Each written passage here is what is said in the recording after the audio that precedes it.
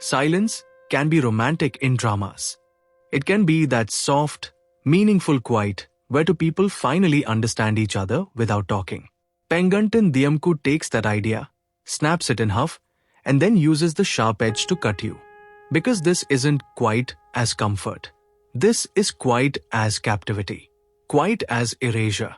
Quite as the only thing left when every door in the house closes and you realize nobody's coming to open them for you. And yeah, welcome back to Flick Flare, where I willingly walk into emotionally radioactive storylines and then act surprised when I come out a little singed. If you end up liking how I break this one down, consider subscribing. No pressure. Just helps the channel out. And it tells YouTube I'm not talking to myself in a void.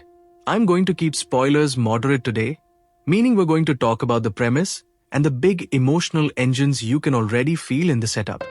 But I'm not here to do that thing where we speedrun every twist like it's a grocery list. This story lives and dies on mood, on power dynamics, on what people refuse to say out loud. So I want to treat it like that. Pengantin Diamku, set against that glossy, intimidating chaebol world, drops us right into a marriage that isn't built on love so much as obligation dressed up in expensive fabric. Khan Minwoo is the leader of Korea's #1 conglomerate group. So he's not just rich, he's institution rich. The kind of man whose name opens doors, whose stare closes conversations. And then there's his wife, Khan Hannah, a woman who cannot speak. That detail isn't just a character trait. It becomes the show's central pressure point. Because when you can't speak, everybody else decides what your silence means. Innocent, stubborn, guilty, agreeing, asking for it. And this drama is absolutely furious about how easily people do that. The marriage is forced, arranged through the grandfather's will. And the fact that Minwoo is her adoptive older brother adds this extra layer of discomfort that the show doesn't let you smooth over. It's not just, I don't love him. It's, I never got to choose what this relationship even is. That kind of forced definition. This is your brother. Now he's your husband. Does something corrosive to a person's sense of self. The drama understands that. It plays like a slow, deliberate dismantling. And then it gets worse because the home, the place that should be refuge, becomes the cage. Hannah is confined inside the house. And it's not framed like, oh, he's protective. It's framed like control, like possession, like a life reduced to hallways and locked doors, and the constant awareness that your world ends at the threshold. Here's where the story makes a choice that's hard to watch but, honestly, hard to look away from. Minwoo doesn't just fail to protect her. He allows his mistress, Ha Soo-yeon, to torment her. That's not just betrayal, that's outsourcing cruelty. It's the coldest version of power, where you don't even dirty your own hands, you just create the conditions where someone else can hurt her. And you call it love or punishment or what she deserves, depending on what lie is useful that day. If you're thinking, okay, so this is going to be one of those melodramas where everyone's a monster and the heroine just suffers until the plot saves her, hold on. Because the most interesting thing Pengantin Diamku does is refuse to make Hannah's silence passive. The show is constantly asking, what does it mean to endure when your voice is taken from you, but your mind is still loud? There a moment early on, more of an emotional snapshot than a plot beat that I can't shake. You see Hannah in this huge, immaculate house that's clearly designed to impress strangers. Polished surfaces, wide spaces, a kind of sterile luxury.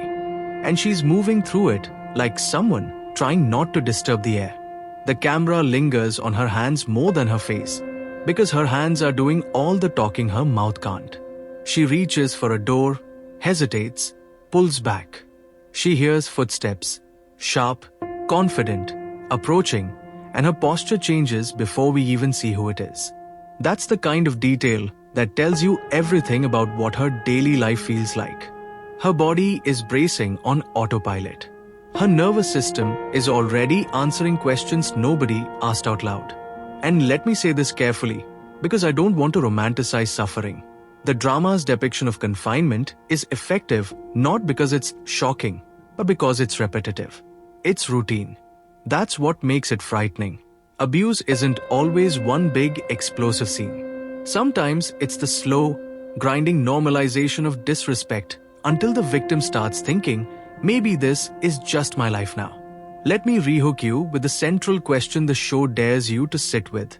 If someone says they're protecting you, but your world keeps getting smaller, is that protection? Or is it a leash? Minwoo is, on paper, a familiar archetype. Powerful man, emotionally constipated, used to control, convinced that his feelings justify his actions. But what makes him dangerous in this story isn't just that he's cold. It's that he's entitled. The grandfather's will doesn't just force a marriage. It gives Minwoo a moral excuse.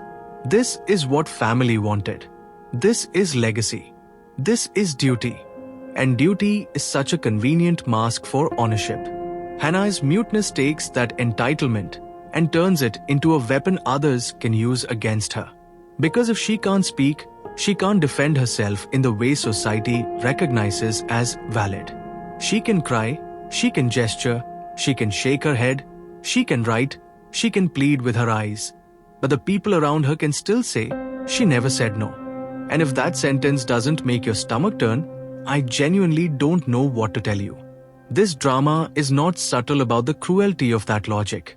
And thank God it isn't. Now, Ha Soo-yeon as the mistress could have been written as a one-note villain, heels, lipstick, cartoon cruelty.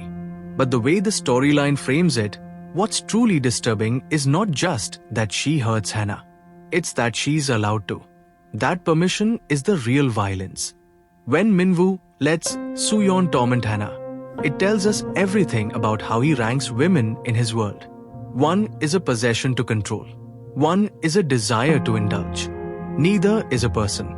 And this is where I'm going to give a slightly contrarian take, because I know the obvious reading is, Minwoo is pure evil, end of discussion. He's absolutely responsible for what he does. Full stop.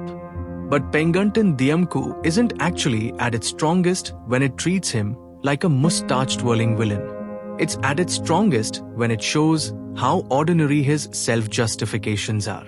How familiar. How he can look at a locked door and call it safety. How he can look at a crying woman and call it discipline. How he can look at his own obsession and label it love. That's not a redemption angle. That's a horror angle. Because it means this kind of man doesn't think he's the bad guy. The drama's core engine is obsession. An obsession that begins in the name of love and protection. And then regret comes too late. That phrasing is doing a lot of work. It suggests that at some point, Minwoo either believes his own narrative or tries to retrofit one after he's already done the damage.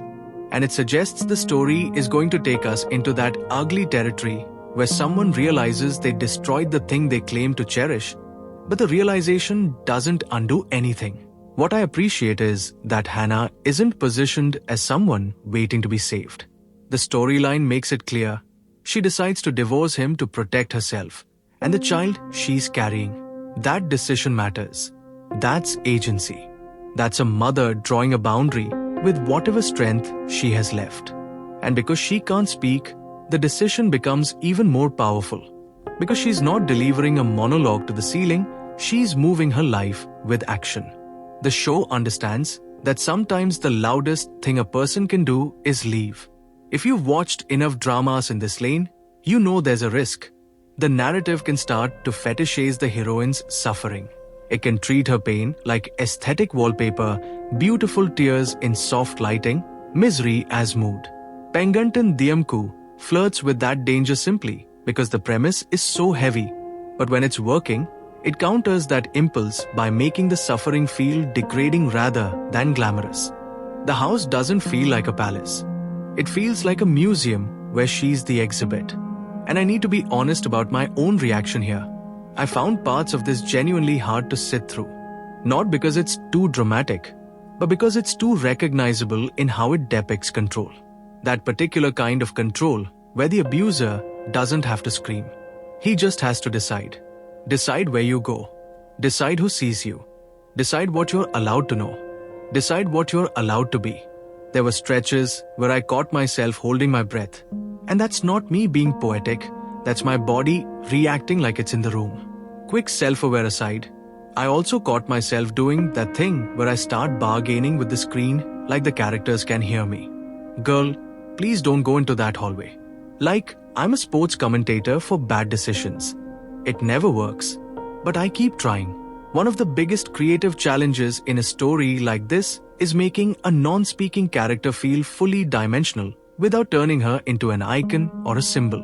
Hannah could easily become the silent suffering wife, a concept more than a person. But the premise sets her up for something more specific, a woman whose inner world is constantly ignored by everyone around her. So the drama's success depends on whether it lets us live in her perspective rather than just observe her from the outside like everyone else does. When the show leans into her subjectivity, it's suffocating in the best way. Not enjoyable, but immersive. You start noticing what she notices. The timing of footsteps, the weight of keys, the way a door clicks shut, and suddenly the air feels thinner. You start reading faces the way she has to. You start learning the difference between a look that says, I'm watching you, and a look that says, I don't see you at all. That's a brutal difference, by the way. Being watched is terrifying. Being unseen is annihilating. And then there's the pregnancy.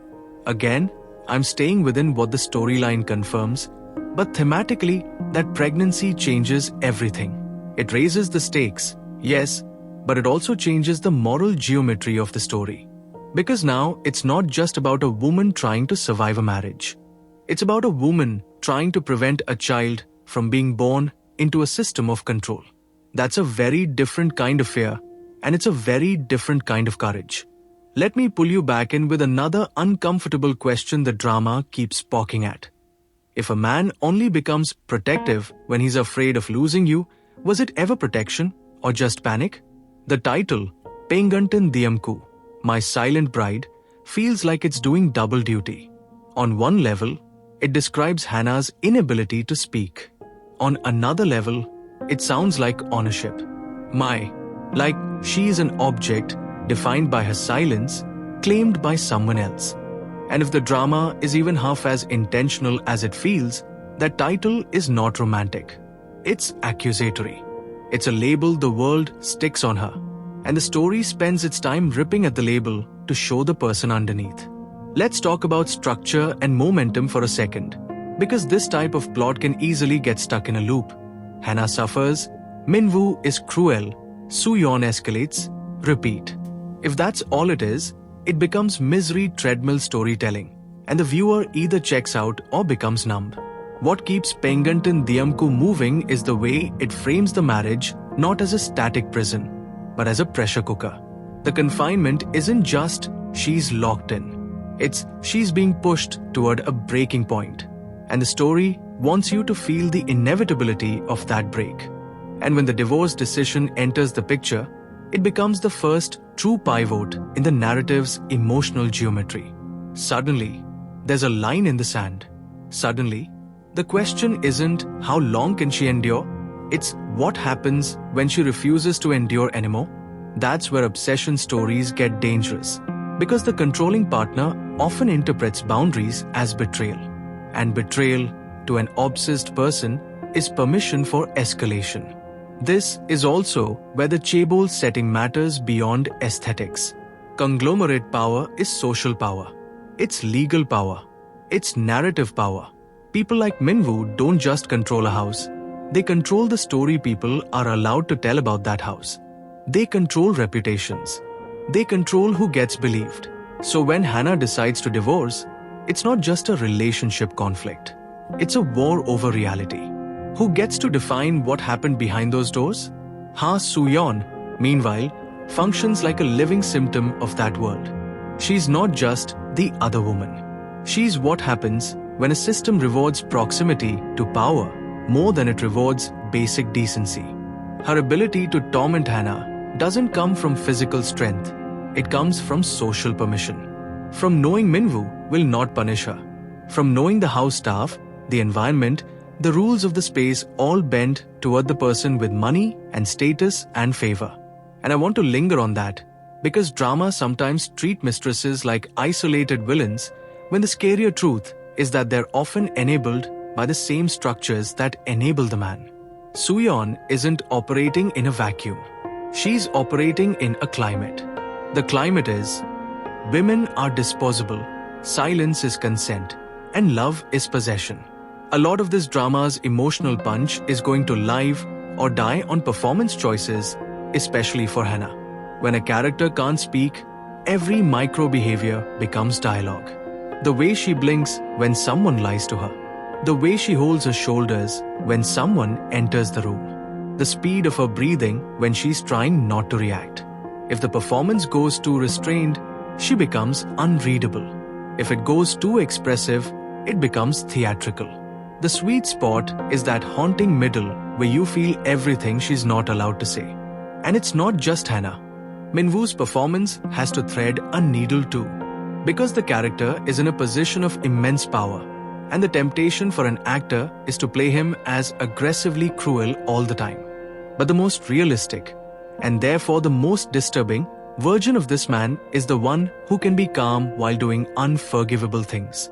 The one who speaks softly while making your life unlivable. The one who looks composed while someone else is falling apart. If Pengantin Diamku lands that, it's going to get under people's skin in a way that outlasts the final. Now, visuals.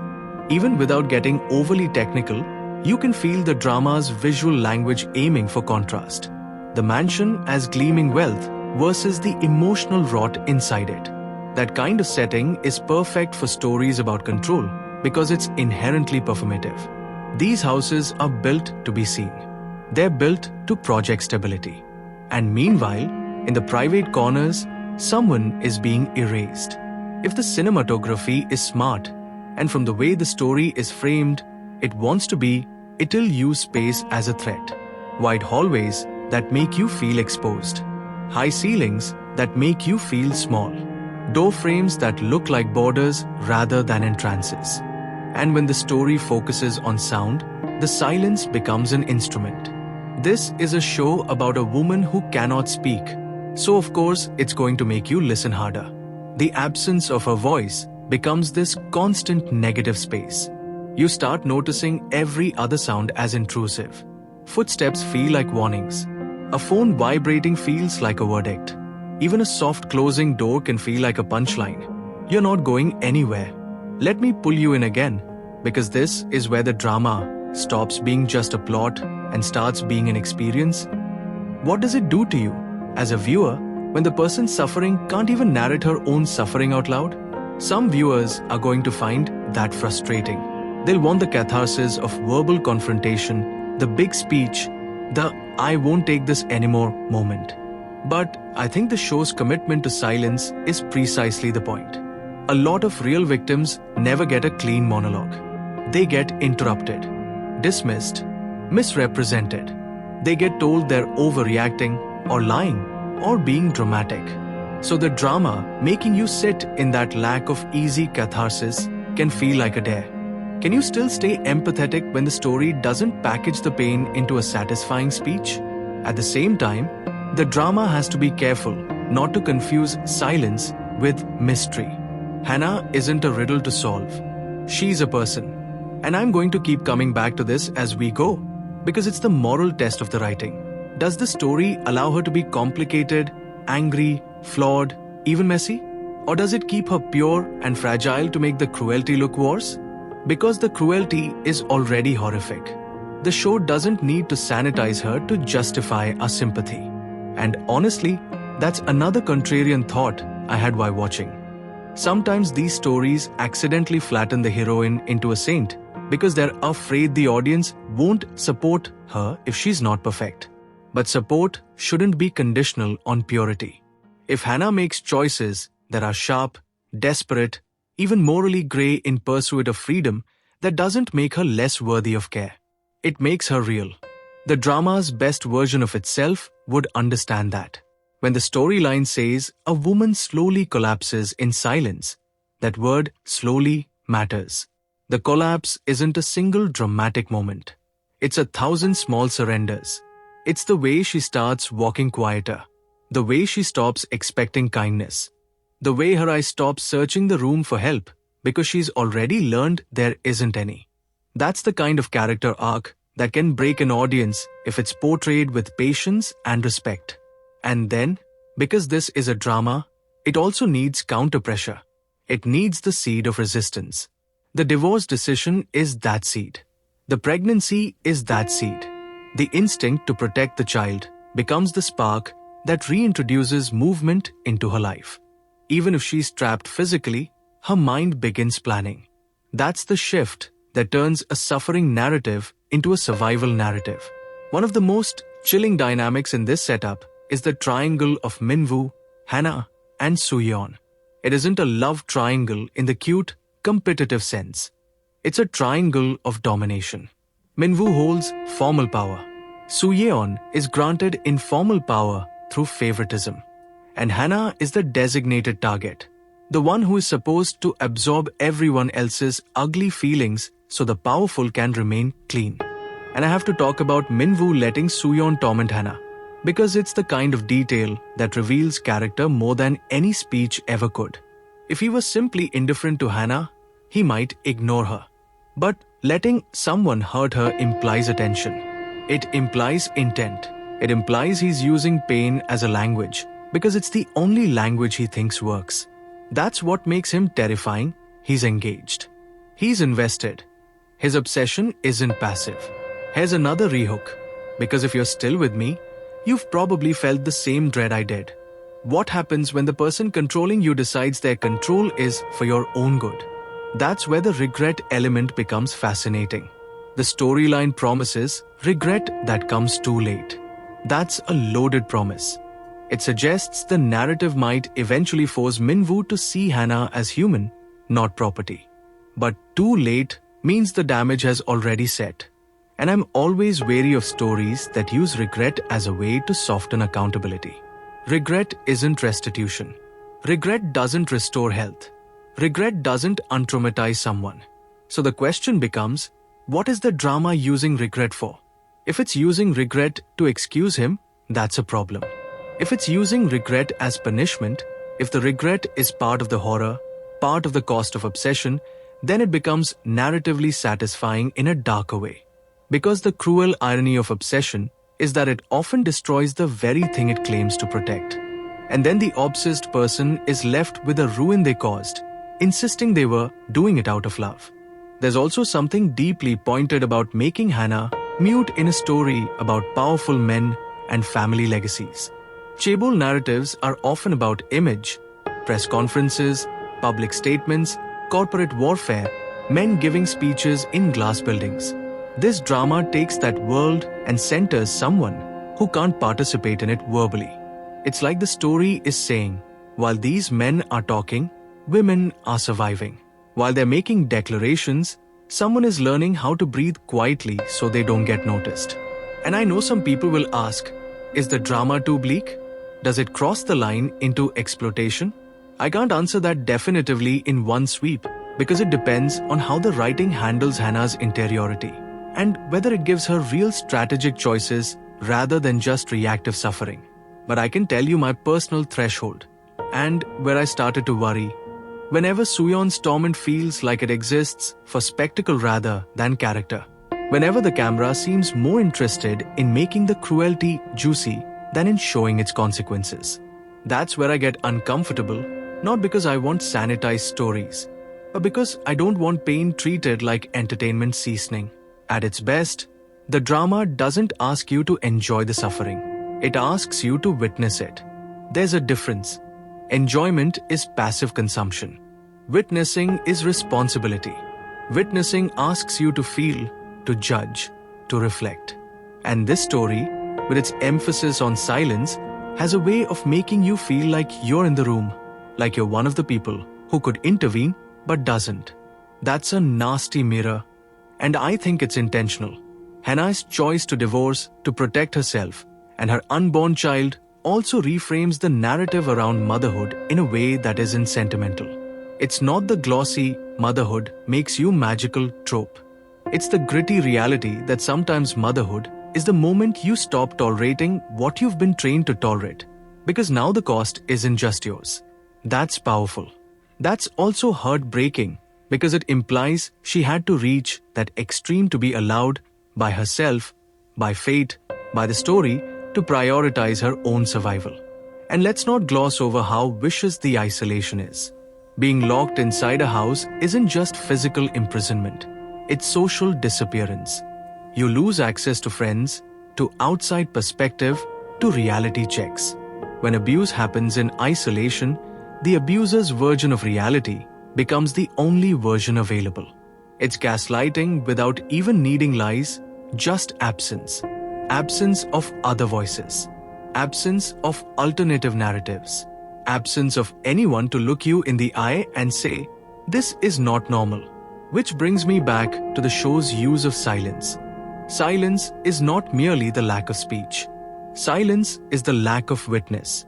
Silence is what allows harm to become routine. Silence is what allows powerful people to keep their image intact. The drama is basically staging a war between silence as oppression and silence as resistance. Because Hannah's silence is forced, yes, but it also becomes her shield at times. When you can't speak, you become skilled at seeing. And seeing is dangerous to people who rely on secrecy. I want to stay with Hannah for a moment because she's the emotional core. And the storyline's final line, "A woman slowly collapses in silence," could be read as purely tragic. But I don't think it has to be. Collapse can be an ending, but it can also be a shading. Sometimes what collapses is not the person, but the persona she was forced to wear to survive. The obedient wife, the quiet daughter, the good woman who never causes trouble. If that facade collapses, what's left might be rage, might be clarity, might be the first honest version of her life. And this is where my own values as a viewer kick in. I don't need revenge fantasy. I don't need Suyeon to be humiliated in public for me to feel satisfied. What I need is for Hannah's humanity to be treated as non-negotiable. I need the story to believe her pain counts even when she can't verbalize it. I need it to stop asking, "Why doesn't she just leave?" as if leaving is a door you can open from the inside without consequences. Because the thing about Minwoo's level of power is that leaving isn't just leaving. It's escaping a person who can rewrite the conditions of your life. And that's where the divorce choice becomes a true act of rebellion. It's not paperwork. It's a declaration. You don't own me, even if the law, the family, and the house have been behaving like you do. Let me snag your attention again with something the drama quietly suggests. Obsession doesn't always start with cruelty. Sometimes it starts with, "I know what's best for you," and it ends with, "You'll thank me later." And by the time the obsessed person feels regret, the victim has already been living in survival mode for years. I also want to point out something about Minwoo being her adoptive brother, because it adds an extra layer of psychological claustrophobia that the story can use in really devastating ways. If the person harming you is also family, it muddies the language. It complicates loyalty. It poisons your instincts. You can't easily categorize the threat because you were trained to trust it. And when the grandfathers will forces that relationship into marriage, it's like the family itself becomes a machine that consumes her identity and outputs a role: wife, bride, asset. That's why the drama's theme of legacy is so toxic. Grandfather wills are such a classic trope in these stories. One last command from beyond the grave. But Pengantin Diamku uses it as a critique. A dead man's decision dictates a living woman's suffering. A legacy of power overrides consent. And everyone around it treats that as normal because it's tradition, because it's money, because it's how things are. The most effective scenes in a drama like this are often the quiet ones. Yes, ironically, when nothing happens in plot terms, but everything happens emotionally.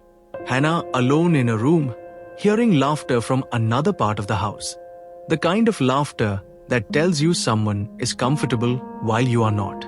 Minwoo passing her without looking, as if she's furniture. Suyeon entering a space like she owns it, because in practice, she does. Those micro moments are where the show builds dread. And I'll admit something else.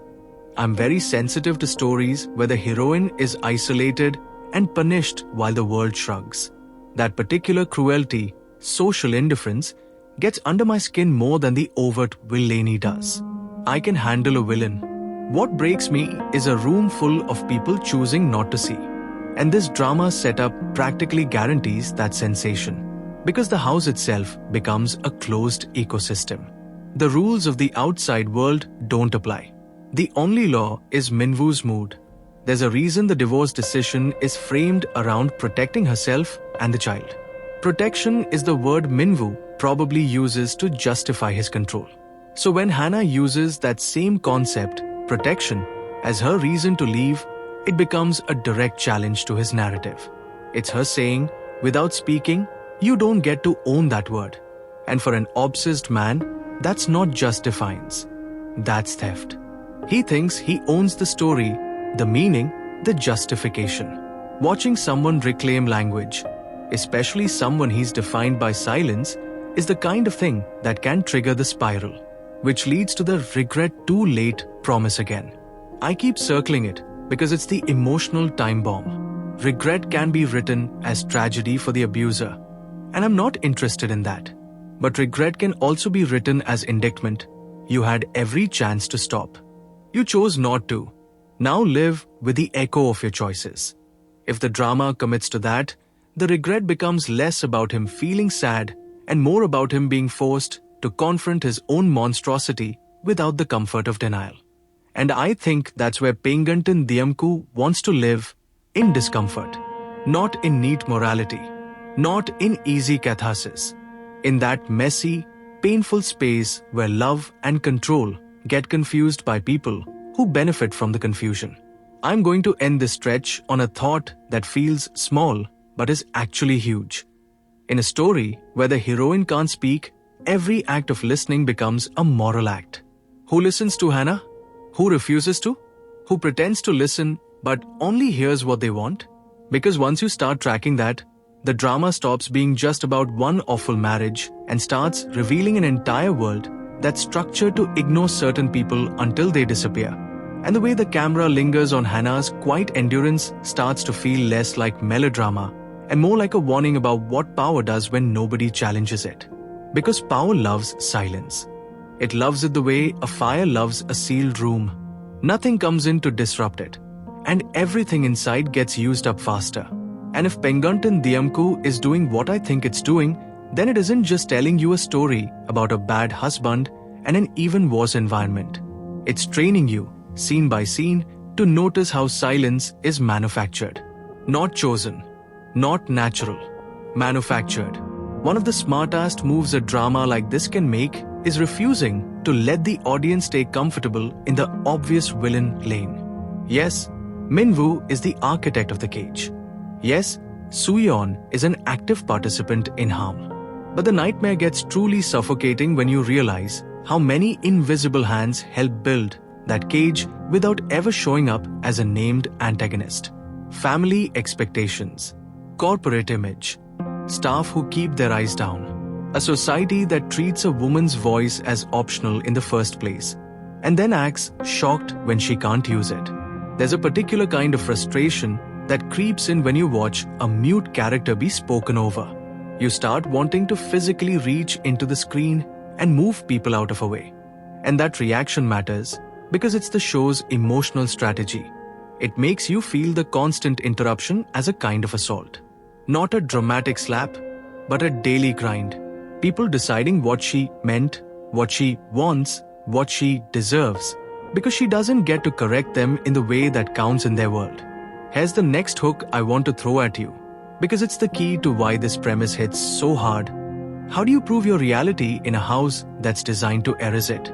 That's why the divorce decision isn't just a plot escalation. In a story like this, divorce is basically an attempt to reclaim authorship. It's Hannah trying to take the pen back. And it's also her stepping into the most dangerous part of any abusive dynamic. The moment the victim stops cooperating with the narrative the abuser has written for them. Obsession stories always always get more interesting when the victim's defiance isn't loud, but it's absolute. Hannah can't shout. She can't win a screaming match. But she can decide. And that's what a controlling person can't tolerate. Not noise, but choice. Noise can be punished. Choice has to be crushed. Because choice implies a future where the controller is not the center of the universe. If the drama leans into that, you'll see Minwoo's obsession framed as something almost administrative. Not romantic, not passionate, not he's so intense.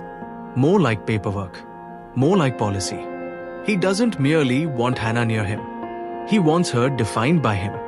He wants her existence to be proof that he is righteous, dutiful, loved, forgiven, whatever story he needs to believe about himself. And Soo-yeon, in that context, becomes less of a rival and more of a tool. I'm not saying she has no agency. She does. And tormenting someone is a choice. But the story's ugliness is that Minwoo can use her as an instrument and still see himself as clean. I didn't do anything. He didn't have to. He created the ecosystem where cruelty thrives and then stood there while it bloomed. Now, I want to talk about how you film a character who cannot speak without turning their body into a spectacle. The camera can be kind, or it can be complicit. If it's kind, it stays with Hannah long enough for us to read her internal shifts. Fear turning into calculation, sorrow turning into numbness, numbness turning into resolve. If it's complicit, it uses her as a beautiful victim, soft lighting on tears, aesthetic misery, and lets everyone else's voices dominate the soundscape. And soundscape matters here more than in most dramas. Because Hannah's silence is not an empty space. It's a contested space. Every other character's voice invades it. Minwoo's voice, especially, can be shot like a weapon. Even if he's speaking calmly, the way the audio mix prioritizes him can make it feel like he's filling the entire house with his will. And if the drama is really on its game, you'll notice the moments when we do hear Hannah, through breath, through small involuntary sounds, through the scratch of a pen if she writes, through the creak of a floorboard as she steps back. Those tiny sounds become her dialogue. And it's devastating because it forces you to work to hear her, the way she has to work to be heard at all. Let me pull you closer again. What if the scariest thing in this marriage isn't the yelling, but the calm? A lot of viewers have an instinctive craving for the explosive scene. The table flip, the scream, the slap, the confession. But in stories about coercive control, the most accurate portrayal is often the absence of explosion. The tension comes from predictability, from the sense that every day follows a script and the victim is trapped inside it. Minwoo doesn't need to be dramatic. He just needs to be consistent. Consistently dismissive, consistently present, consistently able to decide what Hannah's silence means without ever checking if he's right. And that's where regret becomes such a loaded narrative tool. Regret is usually shot with soft eyes and sad music and a montage that tries to persuade you. See? He feels it. But the line in the storyline, regret that comes too late, gives me hope this drama understands something more cutting. Regret is not proof of love. It's proof you waited until the cost was irreversible. If Pengantin Diamku chooses to frame Minwoo's regret as horror rather than redemption, it can do something genuinely bold. It can show regret as the abuser's final cruelty. Because regret often arrives only after the victim has been forced to transform into someone who no longer recognizes themselves. And then the abuser wants sympathy for noticing the damage. That's not growth. That's narcissism with better vocabulary. I'm going to say something that might sound harsh, but I think it matters. There are people who only understand harm when the harm inconveniences them. And the scariest version of Minwoo is the one who realizes too late. Not because he finally sees Hannah as human, but because he finally feels the threat of losing his possession. This is where the pregnancy is such an emotional accelerator. It isn't just a baby raises stakes, which is the lazy way dramas use pregnancy sometimes. In this context, pregnancy is a countdown. It's time. It's inevitability. It's the body moving forward even when the house is frozen. It also introduces a second vulnerable life that Minwoo can claim as his, that Soo-yeon can resent, that the family can weaponize, and that Hannah can use as her anchor to finally choose herself. And just to keep it very real, pregnancy in a story like this also adds a layer of fear that goes beyond romance. When someone is being controlled, their body becomes public property. People feel entitled to it. They feel entitled to decisions about it. If Hannah is already treated like an object, pregnancy can intensify that objectification in a way that's hard to watch because it's so disturbingly plausible. Here's a small, self-aware moment. Because I need to breathe. This is the kind of drama where you catch yourself thinking, okay, if I were in this house, I would simply leave. And then you remember, that's the point. The fantasy of simply leaving is a privilege the story is specifically stripping away. So yes, my brain tries to solve it like a puzzle. And the show keeps reminding me it's not a puzzle, it's a trap. I also want to zoom in on something that's easy to miss in the premise. Hannah is forced to marry her adoptive older brother because of her grandfather's will. That means the primary engine of her suffering isn't even a living person's choice at first. It's the aftershock of patriarchal power. A dead man's desire reaches into the present and rearranges a woman's life. That's a very sharp critique, whether the drama states it outright or not. It's saying, this is what legacy looks like when you're the one being inherited. And the chaebol context isn't just set dressing. It's the reason the cage can exist with so little consequence. Wealth doesn't just buy comfort. It buys insulation. It buys the ability to turn private harm into private rumor. It buys the ability to make family matters off limits. It buys fear. It buys silence from other people, not just silence from Hannah. If the drama is paced well, the story will feel like it's tightening around her rather than just repeating trauma beats. You want escalation that makes psychological sense. Each new cruelty isn't random. It's a response to her growing internal resistance. Because that's how control tends to work. The moment the victim shows signs of autonomy, the system responds with pressure to restore order. Let me rehook you right here. Pay attention to when Hannah stops reacting and starts observing. That shift is the beginning of freedom, even if it's not visible yet. In terms of acting nuance, a mute character often forces the entire cast to elevate their listening performance. And by listening performance, I mean, do the other actors behave like they're actually taking in her communication? Or do they behave like she's a prop? In a well-directed drama, the cruelty will be shown through that very behavior. Minwoo might look right at her and still not perceive anything she's trying to say. Soo-yeon might look at her like she's studying a bug. Those are choices. And they're often more telling than a shouted insult. The drama also has a chance to do something really interesting with physical space. Confinement is not only about being trapped, it's about being managed. When you're confined, your routes are predictable. Your world is mapped. And that allows your abuser to feel omniscient. Even if Minwoo isn't in the room, the house can be framed like he is, through cameras, through staff, through locked doors, through the fact that everything she touches belongs to him. If Pengantin Diamku wants to be truly suffocating, it will make the mansion feel like a character. Not a cozy character, not a gothic romance character, but a corporate character. A building that runs on rules and compliance. A building that rewards the people who follow procedure and punishes the person who doesn't. And then there's Soo-yeon's role in that environment. Mistress characters often get written as she's evil because she's jealous. But jealousy is the laziest explanation. A sharper one is, Soo-yeon is participating in a hierarchy that benefits her. She's the favored one. She's the one allowed to have a voice.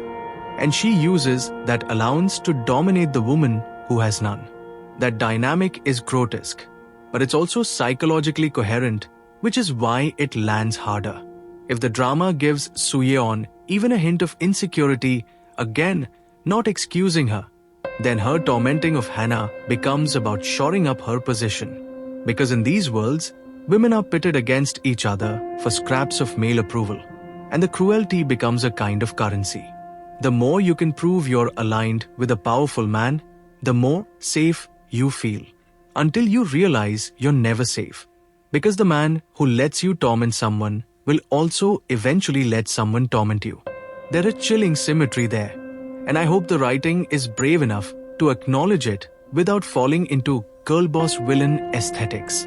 Now I want to give you a vivid, sensory mini-scene, not a twist, not a specific plot reveal, just the kind of moment this premise naturally creates, and the kind of moment that, when executed well, makes you feel like you're trapped in the room with her. Picture Hannah at the edge of a bright, expensive living space. The light is too clean. The surfaces are too perfect. You can almost smell the sterile, floral air freshener trying to pretend this is a home. Soo-yeon's heels click across the floor with that deliberate pace that says, I want you to hear me coming. Minwoo is present in the atmosphere more than the frame. Maybe he's seated, maybe he's just off to the side. But the key is that nobody is rushing to stop anything.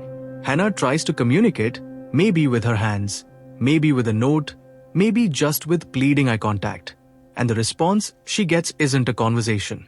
It's amusement. It's dismissal. It's that tiny, cruel pause before someone decides they don't have to treat you like a person today. And the worst sound in the room isn't Soo-yeon's voice. It's the absence of anyone saying, stop. That's the kind of scene that makes this drama hit like a bruise you keep pressing to see if it still hurts. And if you've ever been in a room where someone was being humiliated and everyone pretended it was normal, you know exactly why it's hard to watch. Here's the deeper point behind that discomfort. Pengantin Diamku isn't just showing cruelty. It's showing complicity as a lifestyle. And that's why I keep circling back to the house staff and the broader environment, even if the storyline doesn't name them. In a big, wealthy household, someone always hears. Someone always knows. Someone always chooses what to ignore. And that choice is part of the violence. When Hannah is confined, the confinement is maintained by routines. Food gets delivered. Doors get locked. Messages get withheld. That kind of system doesn't run on one man's obsession alone. It runs on a network of people who have decided her suffering is not their business. Visually, you can intensify this by framing her in reflections, mirrors, windows, glossy surfaces, so she looks doubled and fragmented. Or by constantly placing objects between her and the camera. Door frames, stair railings, curtains. Anything that signals she's being partitioned. Again, I'm not claiming specific shots. I'm talking about the grammar the premise begs for. A drama about silent collapse should look like a life being divided into smaller and smaller rectangles. Editing can do something similar. Quick cuts can create anxiety, sure, but slow cuts can create dread. Holding on her face a second too long after humiliation, letting the audience sit in the aftermath rather than moving on to the next plot beat. That's how you prevent suffering from turning into cheap shock. The aftermath is where the cost becomes real. Musically, I'd actually argue this is a drama that should use restraint. If you score every sad moment with a swelling violin, you're telling the audience how to feel, and you're risking turning Hannah into a pity object. But if you let scenes breathe, if you let the air conditioning hum, the clock tick, the distant city noise seep in, then her silence becomes oppressive in a way that's uniquely suited to this story. You don't need to sell the sadness. You need to expose the emptiness. Let me pull you back with a question that changes how you watch everything. Who benefits from Hannah being unable to speak? The obvious answer is Minwoo, because it makes control easier. The second obvious answer is Soo-yeon, because it makes torment safer. But there's a third answer that's more unsettling. Everybody who wants the status quo. Everybody who doesn't want scandal. Everybody who doesn't want to look too closely at how the family's power is maintained. Silence is convenient. It's tidy. It keeps the brand clean. And this is where the drama's themes can get really pointed. There's love and protection in the storyline, but the story is clearly interrogating those words. Protection can be love, yes, But protection can also be paternalism. It can be caution. It can be the excuse you use when you want someone to depend on you, because dependence feels like devotion. Minwoo's obsession in the name of love and protection is practically a thesis statement about abusive rationalization. It's not saying he doesn't feel something. He probably does. It's saying his feelings are not moral. Feelings aren't automatically virtuous. Love can be real and still be poisonous if it's built on entitlement. I'm going to make a confession here, and it's not a cute one. Stories like this make me angry in a way that lingers. Not just I hate the villain, but a deeper anger at how many narratives, fictional and real, teach women to endure as a virtue. The phrase, "she slowly collapses in silence," hurts because it's framed like a tragedy, but it's also framed like a routine, like something expected. And I hate that expectation. I hate the way endurance gets praised when what we should be praising is escape, resistance, rebuilding. That's why I'm rooting so hard for the divorce decision to be treated as the story's moral center, not the romance, not the possibility of regret. The divorce, the boundary, the refusal. Because if the drama starts centering Minwoo's pain about being left, it risks repeating the very dynamic it's criticizing, prioritizing the powerful person's feelings over the victim's survival. Here's another rehook line, because this is where the whole show can tilt one way or another. Does the drama want you to fear Minwoo or forgive him? Those are not the same viewing experiences. Fear keeps the focus on Hannah's reality. Forgiveness shifts the focus to his interiority. And I'm not saying a drama can't explore an abuser's psychology. Sometimes that's how you expose the mechanisms of harm, but the center of gravity matters. If you center his regret too much, you accidentally make him the protagonist of her suffering. Now, some viewers will argue, but showing his regret makes him human. Sure, but here's the uncomfortable truth. Being human doesn't make you safe. Being human doesn't make you deserving of a second chance. Monsters are often human. That's the point. If anything, the more human the abuser feels, the more frightening the story can become, because then you can't dismiss him as fantasy. You have to confront how banal harm can be when it's wearing an expensive suit and calling itself duty.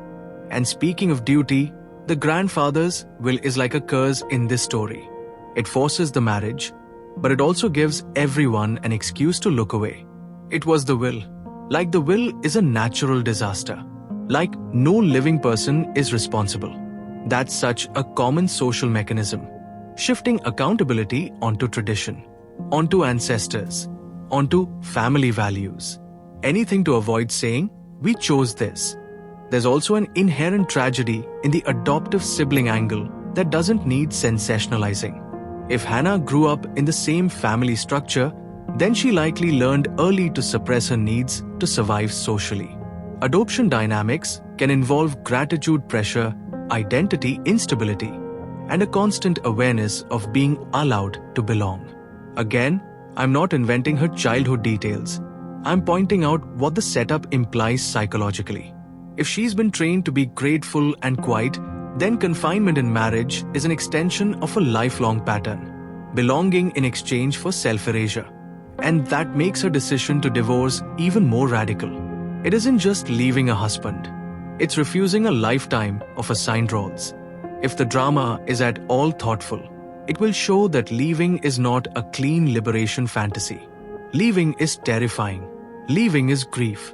Leaving is the moment you stop lying to yourself about what you've been enduring. Leaving is also the moment you accept you might be punished for it. That's why the phrase "to protect herself and her unborn child" matters. It frames divorce not as a romantic rejection, but as a survival tactic. It's strategy. I also want to touch on the way the story positions a woman slowly collapsing. Collapse is often portrayed as weakness, but collapse can be the body's honest response to prolonged terror. When you live under constant threat, emotional, social, physical, your nervous system eventually runs out of tricks. You either go numb, or you break, or you find a new form of strength that doesn't look like the strength stories usually celebrate. And here's where I'd love for the drama to be brave. Let her be numb sometimes. Let her be angry sometimes. Let her be petty sometimes. Let her not always be graceful. Because the expectation that victims must be noble to be believed is part of the same cruelty that traps them. A real person fighting for survival will not always be inspiring.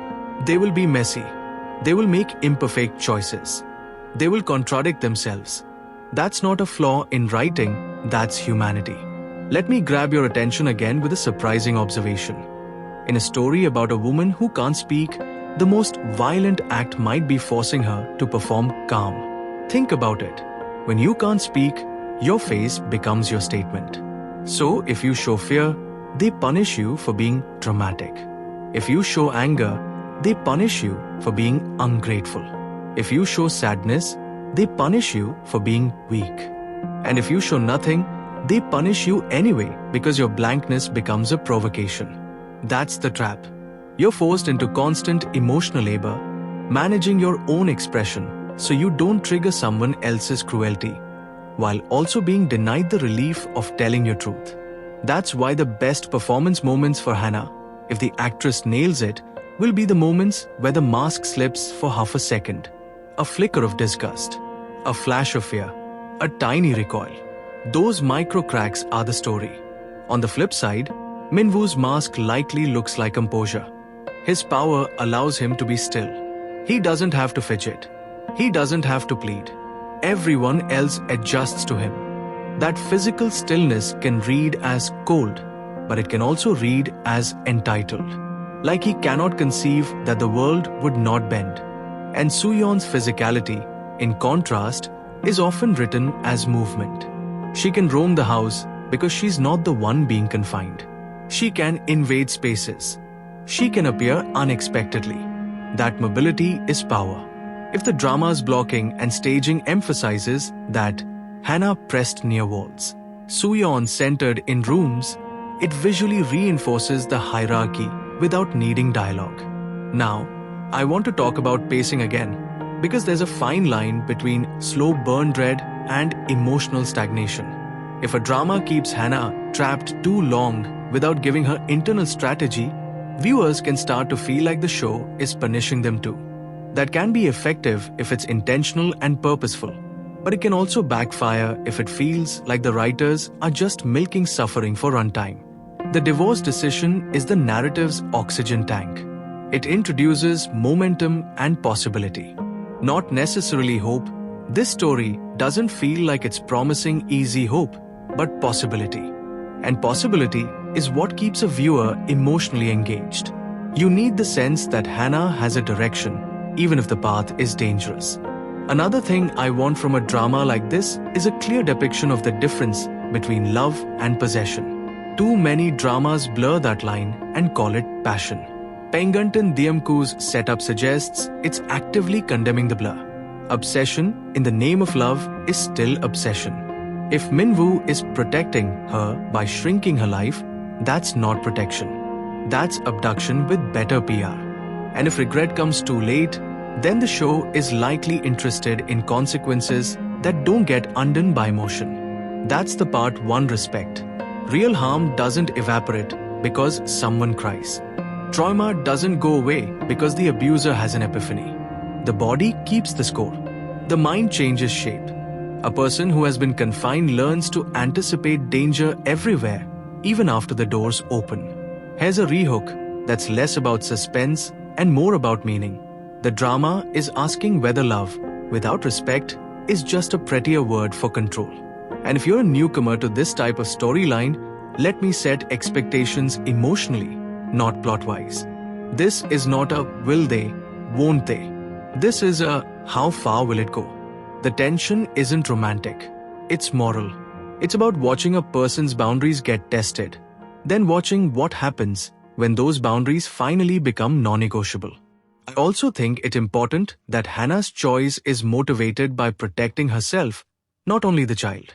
The storyline includes both, and I'm glad it does, because sometimes narratives only let women prioritize themselves when motherhood enters the picture, Like a woman alone isn't enough reason to be saved. But the phrasing gives her self-protection equal weight. That matters. It suggests the drama understands her life is valuable on its own, not only as a vessel for someone else. Now, do I think Pengantin Diamku is going to be divisive? Absolutely. Some viewers are going to find it cathartic because it names things that are often hidden. Others will find it triggering because it lives in those spaces for a long time. And some people will simply bounce off the bleakness because they don't want to spend hours in a mansion-sized panic attack. All valid. But if you can handle the tone, the drama has the potential to do something rare, to make silence feel loud, to make the absence of voice feel like an accusation pointed at everyone who benefits from that absence. There's also the question of how the drama treats Hannah's disability. It's a delicate line. If the story uses her muteness only as a device to increase helplessness, then it's exploitative. If it treats her muteness as one aspect of a lived reality, one that shapes how others treat her, but doesn't define her worth, then it can be powerful representation. The best version of this story would show that Hannah is not powerless because she can't speak. She's endangered because the people around her choose to exploit that fact. And I want to emphasize, the show's villains aren't just cruel, they're strategically cruel. Confine her in the house, and you isolate her from allies. Let Soo-yeon torment her, and you create constant stress that wears down resistance. Maintain an image of family duty, and you preempt outside sympathy. That's not random drama behavior. That's a system. Let me grab you again, because this is where the story becomes more than melodrama. Systems don't need to hate you to destroy you. They just need to find you inconvenient. If Minwoo is the leader of the number one conglomerate, then his entire life is likely built around control and outcomes, decisions, acquisitions, leverage. In that mindset, relationships can become transactions. People can become assets. And Hannah, forced into marriage by will, is practically introduced as an asset from day one. That's the horror. She is treated as inherited property. And once you are property, your comfort doesn't matter. Only your compliance matters. So when she chooses divorce, she's not only rejecting a man. She's rejecting an economic and social framework. And frameworks retaliate. I keep saying if the drama does this, because I'm staying honest about what we can confirm from the premise. But the reason I'm able to go this deep is because the storyline itself is already thematically explicit. It literally tells you, this is obsession in the name of love, and regret too late, and a woman collapsing in silence. That's not subtle. That's a mission statement. So the review becomes about whether the execution honors that mission without cheapening it. And honestly, the thing I respect most in the setup is that Hannah's breaking point isn't framed as a romantic turning point. It's self-defense. It's maternal defense. It's survival. That tells me the drama wants its center to be Hannah's life, not Minwoo's feelings. Now, because this is flick flair and can't help myself, I'm going to ask the petty question that also matters. How much screen time does Soo-yeon get to be fun evil? Because there's a version of this story where Soo-yeon becomes the spectacle villain and Minwoo gets to be the complex one. And I hate that dynamic. I hate when the woman villain is used as an excuse to soften the man villain. Minwoo letting her torment Hannah is the core betrayal. Soo-yeon is a blade, but he's the hand that keeps placing it near her throat. That said, I do think a well-written Soo-yeon can be genuinely interesting if the drama shows how a cruelty is also a survival tactic in a patriarchal hierarchy. Again, not excusing, explaining. There's a difference. A story can say, this is why she does it, while still saying, it's while. In fact, intensity is often part of the problem, because intensity is used as proof. Look how much I feel, so what I'm doing must be love. Pengantin Diamku is allergic to that logic, and I appreciate it. Now, I want to talk about the mistress dynamic in a way that doesn't fall into the easy trap of women fighting over a man. Because the story is nastier than that. Soo-yeon isn't just fighting for Minwoo's affection. She's fighting for her position in a world that ranks women. And the most poisonous part is that Minwoo benefits from that ranking. He gets to be the sun they orbit. He gets to be the prize. He gets to avoid accountability by letting the woman's conflict absorb the heat.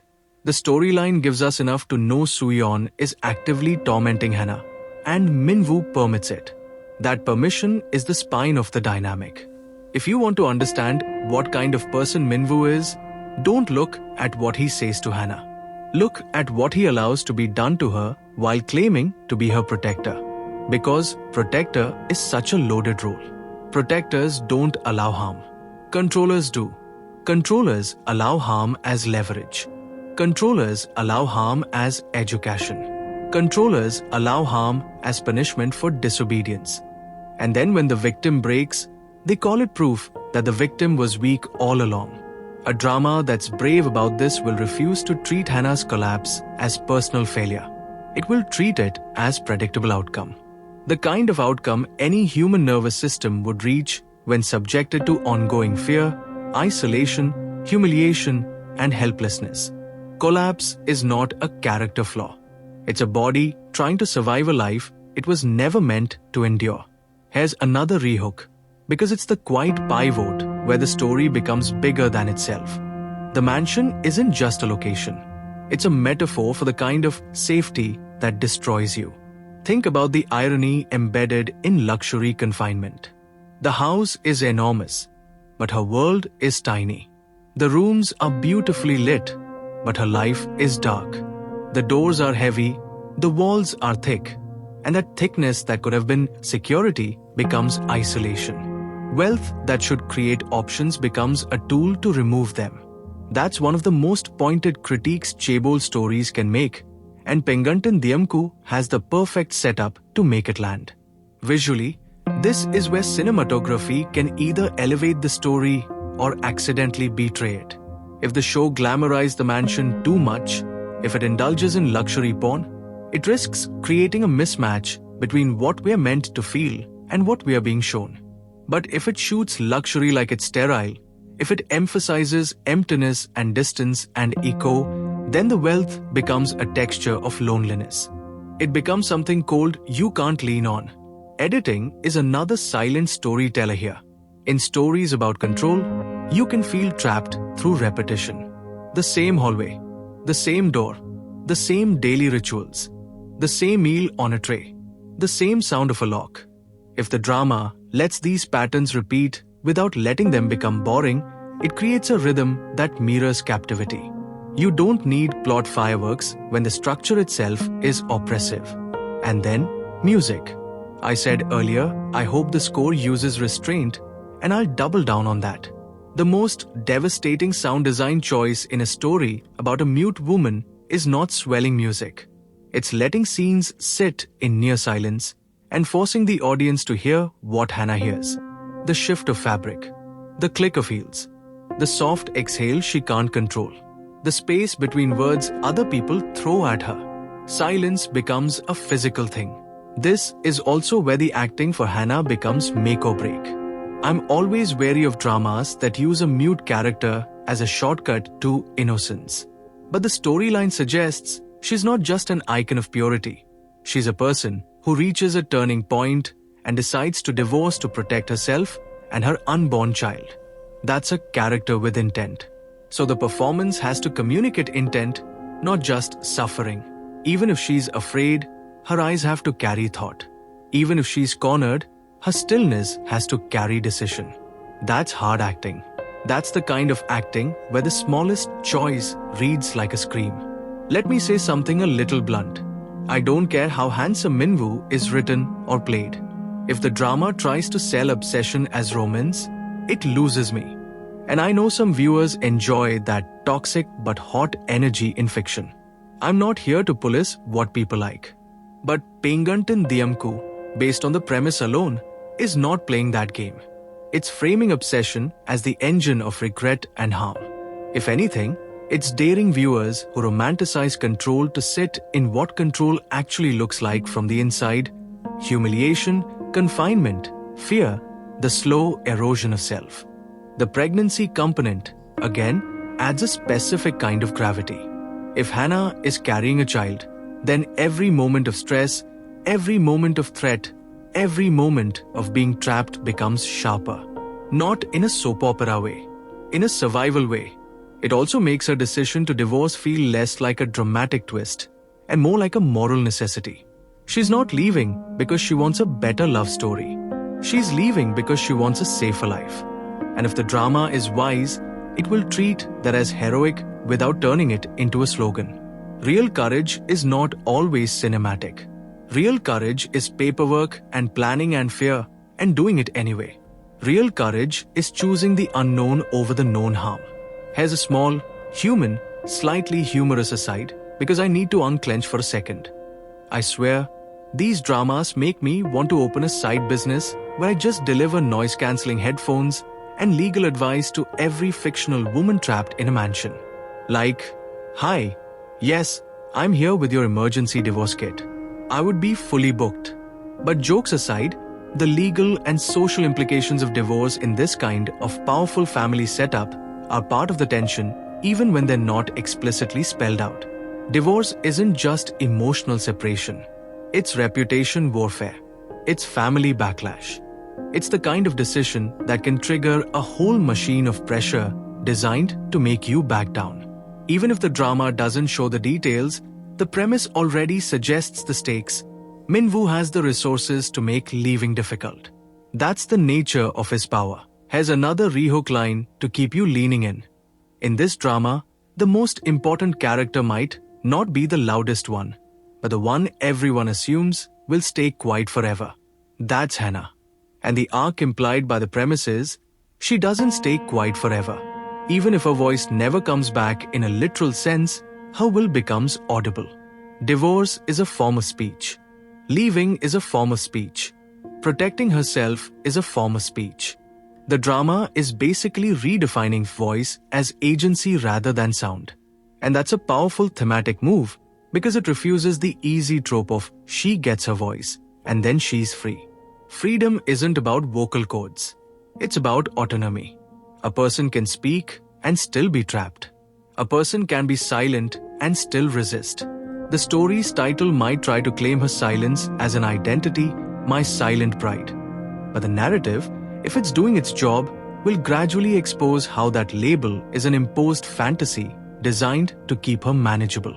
There's also a lot of potential symbolism around doors, keys, and thresholds. Confinement stories live and die on thresholds. The house gate, the bedroom door, the boundary between public and private, the line between wife and prisoner. If the drama visually emphasizes thresholds, showing Hannah framed in doorways, hesitating at stairs, pausing before crossing into certain rooms, it can externalize her internal state. Every movement is a decision, and every decision carries risk. And if we're talking about internal state, a mute character invites creative ways of showing thought without voiceover cliché. Notes, texts, writing, facial micro-expressions, memory flashes, even just the way she fixes her gaze on something and refuses to look away. The best dramas trust the audience to interpret. They don't spoon-feed. Because here's the thing, audiences are smarter than scripts often assume. And a story this heavy needs to respect the viewer. It needs to give us space to feel, not just to consume. I'm going to land this stretch on one more uncomfortable observation, and it's the one that keeps this drama lodged under my ribs. In Pengantin Diamku, love is not the opposite of violence. Love is the excuse violence hides behind.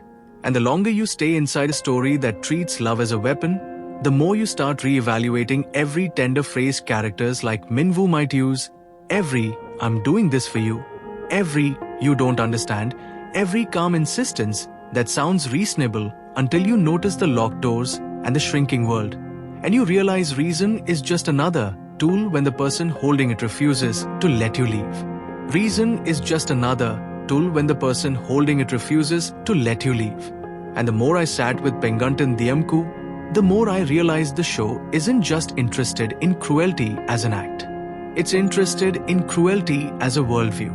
A worldview where other people's autonomy is treated like a minor inconvenience, something you can negotiate around with money, with family pressure, with good intentions, with tradition, with a kind of calm authority that makes outsiders think he seems reasonable, while the person living with him is quietly disintegrating. There's an emotional technique this story uses that I think is easy to underestimate until you're already deep in it. It makes you feel how exhausting it is to be constantly interpreted. Hannah doesn't get to just exist. Everything she does becomes a text other people translate for their own benefit. If she's quiet, she's obedient. If she resists, she's ungrateful. If she flinches, she's dramatic. And because she can't speak, the translations stick. That's the horror. It's not just that she can't say the truth. It's that other people get to publish the lie. And I keep coming back to the fact that Minwoo is not merely a rich man. He's the leader of the top conglomerate. That detail matters because it suggests he spent his entire adult life surrounded by systems that reinforce his certainty. In corporate empires, indecision is weakness, empathy is inefficiency, and control is framed as competence. So when a man like that walks into a marriage forced by a will, he doesn't treat it like a relationship to earn. He treats it like an outcome to manage. Here's a question that shifts the whole viewing experience if you let it. What if Minwoo's obsession isn't passion at all, but governance? Because governance has rules. Governance has surveillance. Governance has punishments disguised as policy. When Hannah is confined, that's a policy. When Suyeon is allowed to torment her, that's a policy by omission. When the outside world is kept away, that's risk management. The cruelty doesn't have to look chaotic to be violent. It can look organized. It can look clean. It can look like a man who never raises his voice because he doesn't have to. That's why I think a lot of the drama's success rides on the way it handles tone. If it leans too hard into heightened melodrama, it becomes easier for viewers to mentally categorize it as just a dramatic story and distance themselves. But when it plays the horror quietly, when it lets the mansion feel like a controlled environment rather than a haunted castle, it becomes much harder to dismiss. It starts feeling like a story about the kind of harm that hides behind respectability. And this is where the show's relationship dynamics become the real plot, more than any external twist ever could. You have Minwoo, who believes his authority is righteous. You have Suyeon, who weaponizes her access to him. And you have Hannah, whose silence forces everyone else to reveal who they are, because they can't hide behind miscommunication. When she can't speak, there's no convenient argument about "you didn't say it clearly." All that's left is whether they care enough to try to understand her anyway. If the drama wants to cut deep, it will make you notice who makes that effort and who doesn't. Because effort is the difference between love and possession. Love tries. Possession assumes. Let me pull you back in with something that sounds simple but isn't. The show isn't asking, does Minwoo love her? It's asking, does his love allow her to be free? That's a brutal standard, and it should be. Because feelings are cheap. Freedom is expensive. Freedom costs you control, costs you certainty, costs you the ego high of being needed. A man can feel intensely and still be an abuser. And that's why I keep emphasizing that the conflict is not merely interpersonal. It's structural. You can't treat Minwoo like an isolated bad boyfriend. He's the face of a system that rewards control. The grandfather's will is the symbolic origin. The conglomerate power is the infrastructure. The mansion is the physical manifestation. Hannah is trapped not only by one man's obsession, but by the way everyone around them benefits from keeping her quiet. Let me rehook you with the most unsettling thought this drama plants. The will forces the marriage, but it also forces everyone else to pretend it's fate, and that pretense is a kind of violence. Because when suffering is framed as fate, nobody has to take responsibility. It becomes tragic instead of unacceptable. And tragic is a word people use when they want to feel sad without having to act. That's why I appreciate that the storyline promises regret that comes too late. It implies a moral timeline. It implies that there were opportunities for someone, Minwoo especially, to choose differently, and that he didn't. Regret too late suggests consequences that can't be undone with a bouquet of flowers or a trembling confession. It suggests the story is going to hold onto the damage as real damage. Still, the danger with regret narratives is that they can become a sympathy pipeline. Suddenly, we spend time in the abuser's sadness. Suddenly, the camera frames his loneliness like a tragedy. Suddenly, we are asked to mourn the monster's feelings as if those feelings are the main story. I'm going to be very clear about what I want from this drama as a viewer. If Minwoo regrets, I want that regret to be framed as his burden, not Hannah's responsibility. Because one of the most insidious ways abuse continues is when the victim is pressured to comfort the abuser's remorse. He's sorry. He didn't mean it. He's hurting too. The victim becomes caretaker of the abuser's conscience. That's not healing. That's continued control wearing a softer mask. Pengantin Diamku has a chance to call that out, and I hope it does. Especially because Hannah's silence makes her an easy target for projection. A remorseful man can look at her and imagine forgiveness because she can't verbally deny him. That's a nightmare scenario. Remorse as another form of erasure. Let me pull you into another sensory moment that this premise naturally builds toward, the kind that sticks in your throat. Imagine a late-night scene where the house is quiet, not peaceful quiet, but that tense, watchful quiet. You can hear the distant hum of the building, maybe a faint sound from outside that reminds you the world exists beyond these walls. Hannah is alone with her thoughts and her pregnancy, her hand resting on her stomach almost unconsciously, as if she's grounding herself in something real. Then, somewhere in the house, a door opens. Soft, controlled, not a slam, just a deliberate sound that says, someone has decided they're entering your space. And before you even see a face, Hannah's body responds. Shoulders tighten, breath changes, eyes flick toward the exit that isn't an exit. That's what trauma looks like in a clean mansion. The body flinching at normal sounds because nothing is normal anymore. That mini-scene isn't a claim about a specific episode. It's a portrait of what the setup is built to evoke. And the reason I'm spending time on it is because Pengantin Diamku, at its best, is less about what happens and more about what it feels like to live under someone else's authority. Has a sharper, slightly surprising take that I don't think everyone will agree with. I don't actually need the drama to make Soo-yeon complex to be effective. I know, we're in an era where every villain needs a backstory, every cruel person needs a trauma explanation. And if they don't, people call it lazy writing.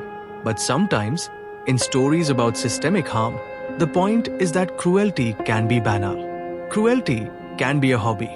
Cruelty can be a way to feel powerful in a world where power is scarce for you. Soo-yeon tormenting Hannah doesn't need a tragic explanation to be believable. It only needs an environment that rewards it and a man who permits it. What I do need, though, is for the drama not to use Soo-yeon as the scapegoat that makes Minwoo feel redeemable. That is the oldest trick in the book. Make the mistress monstrous so the husband can be misunderstood. But the storyline already refuses that trick by stating Minwoo lets Soo-yeon torment Hannah. The responsibility is built into the premise. The writing just has to keep its nerve. And if we're talking about nerve, I want to address the most sensitive part of this story, Hannah's muteness. Representation matters, and not in a performative way. If the drama treats her muteness as a symbol of helplessness, it risks dehumanizing her. But if it treats her muteness as a communication reality that requires adaptation from others, then it becomes a critique. The problem isn't that she can't speak, the problem is that no one listens. There is a subtle difference between she can't speak and they won't understand. The first can become pity. The second becomes indictment. If the drama shows Hannah communicating through writing, gesture, expression, or any other method, what matters is how other characters respond. Do they make space? Do they slow down? Do they treat her communication as valid? Or do they rush past it and decide it's inconvenient? That response is character. That response is ethics. Let me rehook you with something that's easy to miss. In a story about silence, the most revealing scenes are often the ones where someone has the chance to ask, "Are you okay?" and chooses not to. The absence of that question is a kind of violence. The refusal to check in, the decision to assume, the convenience of not knowing. These stories remind me that neglect isn't neutral. Neglect is an action. It's choosing your comfort over someone else's reality.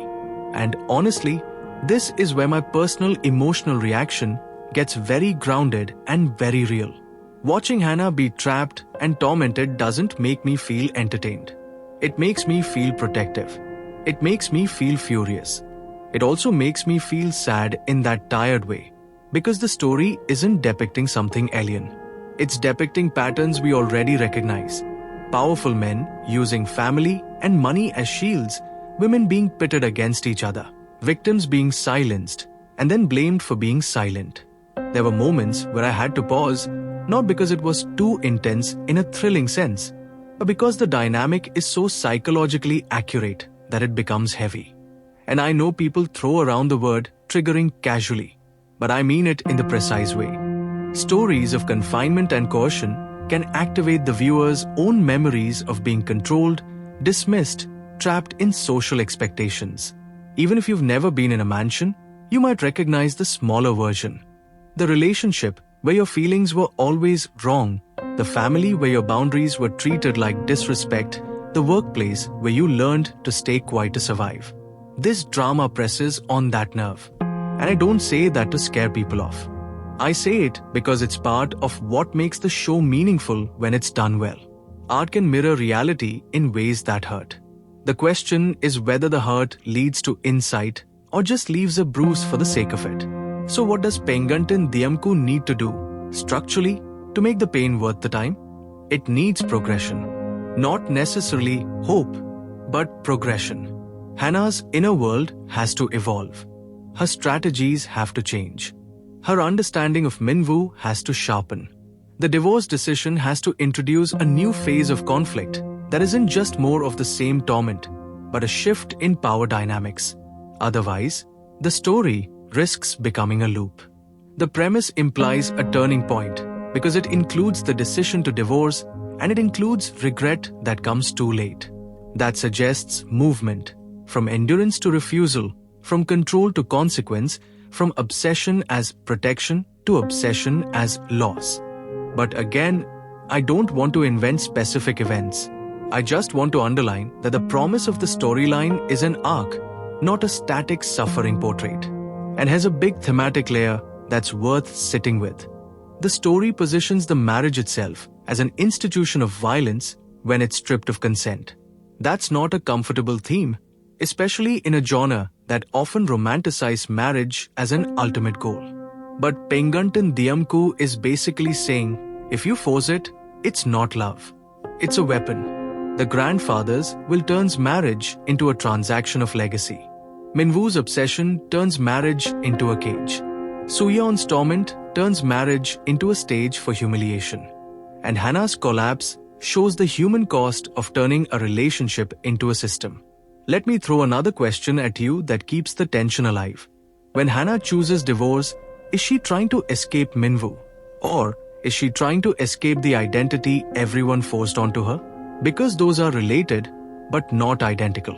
Leaving a person is one thing. Leaving a role is another. Silent bride, dutiful wife, grateful adopted daughter. These roles are social scripts. And sometimes the hardest part of leaving isn't the logistics.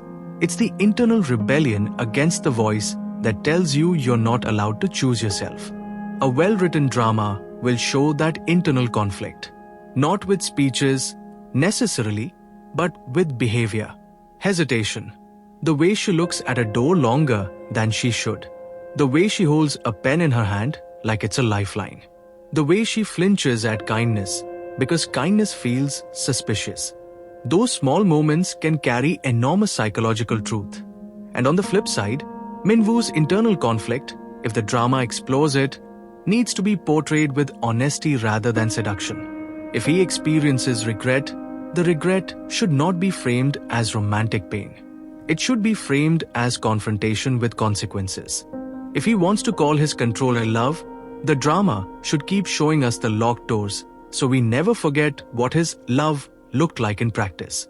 Here's a rehook that's more like a warning. If at any point the drama asks you to root for Minwoo's redemption more than Hannah's freedom, that's the moment the story loses its moral compass. Now, that doesn't mean Minwoo can't be psychologically interesting. In fact, I think he has to be, because flat villains make flat stories. But interest is not sympathy. Psychological detail is not absolution. The drama can examine how a man becomes obsessed, how entitlement forms, how power hollows out empathy, without ever suggesting that his pain is equal to the harm he caused. And I'm going to push a little further. There's a version of regret that isn't even regret. It's self-pity. It's, look what you made me do, in softer packaging. It's, I can't believe you're leaving me after everything I've done for you. Like confinement is a gift. If the drama can show that kind of pseudo-regret, again, not claiming it does, but the premise makes it plausible, it would be painfully accurate. Because a lot of controlling people don't regret the harm. They regret losing control. Hannah's pregnancy complicates this even more, because now the stakes include a child who could become another object in Minwoo's ownership fantasy. The child could be framed by him as my heir, my legacy, my bloodline, and suddenly Hannah's body becomes contested territory. That's why her decision to divorce is not just personal. It's protective in the most literal sense. And this is where the drama's subtext about legacy becomes especially toxic. The grandfather's will is legacy as command. Minwoo's conglomerate is legacy as empire. The pregnancy is legacy as biology. All of it converges on Hannah, and she's the one person in that system whose consent is treated as optional. That's not accidental. That's the point. Let me pull you in again, because this is the kind of detail that makes the story hit in the gut. Hannah is literally carrying the future, and everyone around her is trying to dictate what that future is allowed to be. That's why the phrase protecting herself and her unborn child is so emotionally potent. It's the first time in the storyline we're explicitly told Hannah makes a decision for her own safety. That's not just a plot beat, it's a statement of selfhood. Now, let's talk about how a drama like this can depict resilience without turning it into a motivational poster. Resilience isn't always strong. Sometimes resilience is surviving long enough to find a crack in the wall. Sometimes it's hiding your panic until the right moment. Sometimes it's learning the patterns of your captors so you can predict them. Let's talk about whether the drama gives Hannah community even in tiny ways. Again, the premise doesn't confirm specific allies, so I'm not going to invent them. But thematically, one of the most important antidotes to isolation is being believed. Even one person treating her communication as valid can shift the entire psychological landscape. If the drama includes moments where someone responds to her as a full human being, those moments will hit hard precisely because the baseline is so dehumanizing. And here's the tricky part. If the drama gives her help too easily, it risks undercutting the horror of Minwoo's power. But if it gives her no help at all, it risks becoming nihilistic. The balance is delicate. You want the world to be cruel enough to feel real, but you also want to preserve the idea that resistance is possible, even if the resistance is internal at first. This is where pacing and escalation matter. If the story builds Hannah's inner resistance slowly, showing her learning, observing, planning, then when she makes the divorce decision, it feels like the culmination of an inner arc, not a sudden plot device. And that's key. In a story about a woman collapsing, the most meaningful thing is showing her rebuilding while still inside the collapse. Not after, during. Let me hook you again with a provocative thought. The drama might be less about a woman being silent and more about a woman being unheard. Those are different. Silence implies absence. Unheard implies presence ignored. And Hannah is present. She is living, thinking, feeling, carrying a child, making a decision to divorce. She is not absent. The people around her are choosing to treat her as absent because it's convenient. That's what makes the story political beneath the melodrama. It's about who gets recognized as a person. And yes, I said political, not partisan, human. This is also where the show's treatment of gender roles comes into focus. Minwoo embodies a masculine ideal in these worlds. Decisive, powerful, controlling, untouchable. Soo-yeon may embody another, the woman who survives by attaching to power and enforcing its rules. Hannah embodies the person who is punished for not fitting into the script, punished for being too quiet, punished for being too inconvenient, punished for not performing gratitude correctly. The drama is showing how those roles interact and how they crush anyone who refuses to play along. Now, I want to address something that some critics might bring up. Isn't it unrealistic that a man would confine his wife like that? And my answer is, if you interpret confine literally and only literally, you miss the point. Confinement can be physical, yes, but it can also be social, financial, psychological. People get confined without chains all the time. They get confined by isolation, by fear, by surveillance, by lack of resources, by reputation threats. In a chaebol setting, those non-physical forms of confinement are especially believable because wealth and influence can create invisible walls that are stronger than bars. So when Pengantin Diamku depicts confinement, it's not asking you to believe in a cartoon prison. It's asking you to recognize the softer forms of imprisonment that look like family from the outside. Here's another self-aware aside, because sometimes you need to laugh just to keep watching. If anyone in this drama ever says the word protect one more time, I'm going to start throwing that word back at the screen like it's a cursed object. Protect has done enough damage here. Thank you. But really, that word is the thesis. Protection is the moral costume obsession wears. The story is dismantling the costume. Now, I want to talk about how the drama can visually depict Hannah's agency without giving her a voiceover. One method is showing her relationship to objects. When you're trapped, objects become tools. A pen becomes a voice. A phone becomes a lifeline. A door becomes a boundary. A mirror becomes an enemy or a reminder. If the drama pays attention to what she touches, what she avoids, what she hides, what she keeps close, it can tell you where her mind is without a single spoken line. Another method is showing her gaze. Who does she look at directly?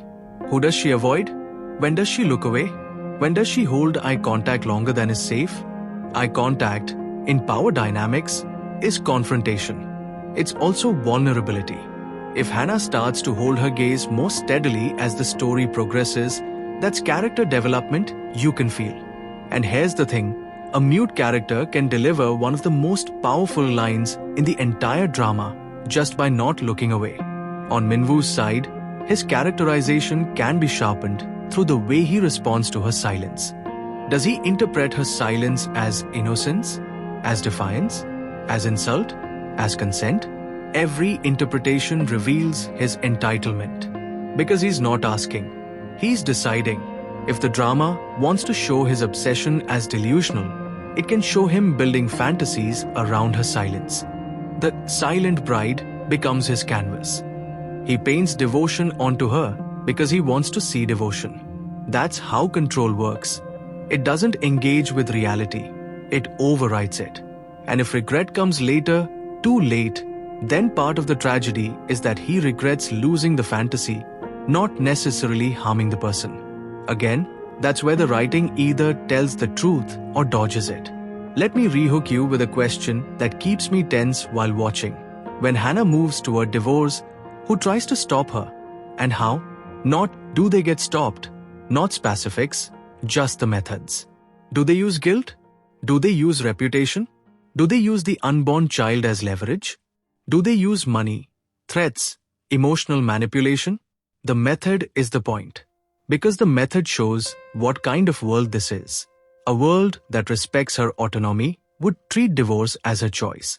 A world that treats her as property will treat divorce as theft. And this is why I keep emphasizing that divorce is a form of speech in this story. It's Hannah stating a truth with action. This is not love. This is not protection. This is harm. When you can't speak, your choices become your sentences. I also want to reflect on the phrase, "a woman slowly collapses in silence," because it could be read as the story promising only tragedy. But I think the more nuanced reading is that it's describing a process, not an endpoint. Those strategies aren't pretty. They're survival. And a story that respects its heroine will respect those unglamorous forms of intelligence. I also want to mention something about audience response, because dramas like Pengantin Diamku often trigger polarized takes. Some viewers will say, "Why doesn't she fight back?" Others will say, "This is too much, I can't watch." And both reactions can come from a place of discomfort with powerlessness. But the "why doesn't she fight back" reaction especially is worth interrogating, because it often reveals how audiences are conditioned to expect victims to be perfect heroes. Fighting back isn't always possible, and when it is, it's often dangerous. The premise already tells us Hannah is confined. Her movement is restricted. Her communication is exploited. Her husband is powerful. The expectation that she can simply fight in a straightforward way is a fantasy that ignores how traps work. And yes, it's a drama, not a documentary. So of course, storytelling shapes reality into arcs. But the more realistic a story's oppression feels, the more careful it has to be about not accidentally reinforcing victim blaming. The drama needs to show why leaving is hard without making leaving feel impossible. It needs to make Hannah's eventual refusal feel earned, not miraculous. Let me throw in a slightly contrary nuance here too. Catharsis doesn't have to come from punishment. A lot of viewers want the tormentor to get what they deserve. I get it. I'm not above that desire. But in stories about coercive control, the deeper catharsis often comes from the victim reclaiming their reality. The most satisfying moment isn't always the villain's downfall. It's the heroine believing herself again. It's her seeing the cage clearly and refusing to pretend it's love. It's her making a choice that doesn't ask permission. If Pengantin Diamku centers that kind of catharsis, it can be emotionally powerful without needing to escalate into spectacle. Now, I want to spend some time on the drama's potential visual motif: distance. Wealth creates distance. Power creates distance. Silence creates distance. There's an emotional distance between Minwoo and Hannah, a social distance between Hannah and anyone who could help her, a moral distance between the people in the house who witness cruelty and the person experiencing it. If the camera emphasizes distance, wide shots where Hannah is small in frame, shots where she's separated by furniture, glass, doorways, it turns the mansion into a diagram of her isolation. And then, when the story wants to show a crack forming, it can do the opposite. Tight close-ups that refuse to let us look away from her face. Close-ups that say, "No, you're going to sit with her." The show can weaponize proximity in favor of the victim, which is a powerful reversal. Because in her life, people refuse proximity. The camera can choose to stay. Sound design can also play with this idea by emphasizing what she hears versus what she doesn't. In a house, sounds travel in weird ways. You might hear laughter from another room. You might hear a door close far away. You might hear a conversation you're not invited into. Those sounds can feel like exclusion. They can feel like threat. If the drama is attentive, it can make you feel the psychological effect of hearing other people's lives while yours is paused. Another rehook, because we're deep in themes and I want to keep the tension alive. What if the loudest moment in this story is when Hannah stops trying to be understood by people committed to misunderstanding her? That's often a turning point for victims. They stop begging. They stop explaining. They stop seeking validation from the very people who benefit from their confusion. And when that happens, the abuser often panics because begging is a sign of attachment. Begging is a sign of hope. When the victim goes quiet in a different way, quiet with clarity, that's when control starts slipping. This is why I think the title is so layered. My Silent Bride could be read as Minwoo's label, his possession fantasy. But the story can transform that silence from oppression into refusal. Not refusal to communicate, but refusal to perform for an audience that will always twist her words. Silence becomes a boundary rather than a cage.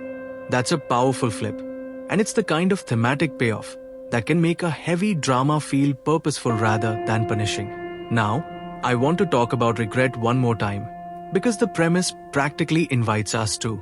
Regret is not inherently meaningful. People regret things all the time without changing. People regret consequences, not actions. People regret being seen, not being cruel. If the drama wants to depict regret as too late, it needs to show us what too late means emotionally for Hannah, not just for Minwoo. Too late could mean the trust is dead. Too late could mean the marriage has already destroyed her sense of safety. Too late could mean she has already built an inner wall she cannot dismantle, just because he has tears in his eyes. Too late could mean she can't unlearn the reflex to flinch. Too late could mean she has already chosen a future without him, and she's not going to negotiate with nostalgia. If the drama respects Hannah, it will treat too late as finality, not as a temporary obstacle for a redemption arc. And I'll go further. The most honest depiction of too late regret is when the abuser has to live with the fact that the victim's life will go on without them. Not as revenge, not as punishment, but as reality. Control is addiction, and withdrawal is ugly. Watching a controlling person face withdrawal without being rewarded for it is narratively and ethically satisfying. I'm going to step into personal confession territory again because it's relevant to how I'm reading this. I have a very low tolerance for stories that confuse remorse with accountability. Accountability is action. Accountability is accepting consequences without demanding emotional access. Accountability is making amends without expecting forgiveness. Remorse can be real, but remorse can also be performative, a way to get the victim back into orbit. And when a story is about obsession, you have to assume the obsessed person will try anything to regain orbit. So I'm watching Pengantin Diamku with my guard up. Not because I wanted to fail, but because I wanted to tell the truth. Now, collapse can be the middle of transformation. Collapse can be the moment you stop pretending. Collapse can be the point where the old self, the compliant self, the self that kept the peace to survive, finally cannot do it anymore. And when that self collapses, what's left might be a new form of selfhood that doesn't require permission. That's not optimism. That's realism. People don't just endure forever. Something breaks. The question is what breaks, the person or the role forced onto them. If Pengantin Diamku is at all self-aware, it will treat Hannah's collapse with dignity. It will not use her breakdown as spectacle. It will not treat her pain as content. It will show consequences, not just bruises. It will show the way her world narrows. It will show the way she becomes hypervigilant. It will show the way she might dissociate. And then it will show the way she begins to reclaim herself, step by step, without needing to become a superhero. And I want to say something about viewers who might watch this and feel ashamed for being too affected. Please don't. This story is designed to affect you. It's designed to make you feel the claustrophobia. It's designed to make you angry at the casual cruelty. If you feel overwhelmed, it's not because you're weak. It's because the drama is touching something real. Now, one of the most interesting potential subtexts here is the idea of family as a weapon. The grandfather's will is a family weapon. The adoptive brother dynamic is a family weapon. The concept of duty and legacy is a family weapon. Minwoo can justify control through family. He can say, "This is for us. This is how it should be. This is what grandfather wanted." Family becomes a shield that blocks criticism. And Hannah, because she's adopted and mute, is doubly vulnerable to family weaponization. She can be told she should be grateful, and she can be told she can't complain, and she can be told her silence means acceptance. That's why the divorce decision is so radical. It's not just leaving a husband, it's refusing the family's authority over her life. Let me hook you again with the thought that keeps the emotional tension alive. In this story, Hannah isn't only fighting a man. She's fighting a narrative that was written for her before she could object. And that narrative is the classic good woman narrative. The good woman endures. The good woman stays quiet. The good woman sacrifices. The good woman protects the family image. Pengantin Diamku seems intent on exposing how that narrative functions like a trap. It's a moral leash. It turns self-erasure into virtue. So when Hannah chooses to protect herself, she's breaking the spell. She's refusing the moral leash. And if the drama is honest, breaking that spell doesn't feel triumphant at first. It feels terrifying. It feels like stepping off a cliff because you don't know if anyone will catch you. That's why it's brave. Now, let's talk about what makes a drama review like this tricky. I don't want to accidentally make this story sound like misery tourism, because it's not just suffering. It's also craft. It's also intention. It's also, potentially, a critique. When critics evaluate a heavy drama, there's often a shallow debate. Is it too dark? But the better question is, what is the darkness doing? Is it revealing something? Is it interrogating power? Is it giving the victim interiority? Or is it using pain as a shortcut to emotional intensity?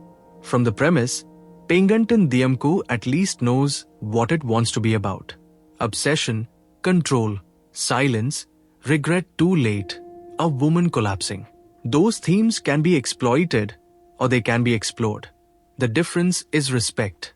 Respect for the character, respect for the audience, respect for the seriousness of the harm being depicted. And I'll be honest, my hope for this drama is that it commits to exploration rather than exploitation, because it's sitting on something potentially powerful, redefining voice as agency, and condemning the romanticization of control. One more rehook, because this is a big pivot. If you watch this drama and you find yourself rooting for love to win, pause and ask yourself what kind of love you're rooting for. Are you rooting for reconciliation because it feels emotionally neat? Or are you rooting for freedom because it feels emotionally true? Pengantin Diamku isn't a comfort story. It's a story designed to make you question what you've been trained to accept as romance. Now, I want to go into the performance nuance lane a little deeper, because these roles can easily become archetypes. Hannah can become the saint. Minwoo can become the tyrant. Soo-yeon can become the serpent. But great performances complicate archetypes without excusing them. A great Hannah performance will show adaptation. Victims adapt. They learn routines. They learn how to minimize harm. They learn how to communicate with their eyes. They learn how to hide emotions. That adaptation is intelligence, not weakness. If the actress plays Hannah as constantly tearful, constantly devastated, it can become monotonous. But if she shows the shifts, fear, numbness, calculation, resistance, then you feel like you're watching a mind survive. A great Minwoo performance will show entitlement as instinct. He doesn't decide to be controlling. Control is his default. He might show tenderness, but the tenderness will be conditional. It will appear when she's compliant, vanish when she's not. That inconsistency is a form of training. If the actor can show that without becoming cartoonish, it becomes chilling, because you start recognizing patterns rather than isolated outbursts. A great Soo-yeon performance will show cruelty as performance. Torment often isn't just about hurting the victim, it's about asserting status. Soo-yeon's torment, especially when permitted by Minwoo, is a way of demonstrating that she can do what she wants in that space. If the actress plays Soo-yeon as purely evil, it can still work, but it might feel flat. If she plays her as someone who enjoys the power because it's the only power she has, it becomes uglier and more believable. Again, none of this is me claiming specific acting choices.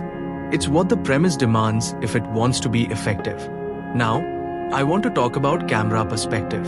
Whose eyes do we see through? In a drama about a silent woman, perspective is politics.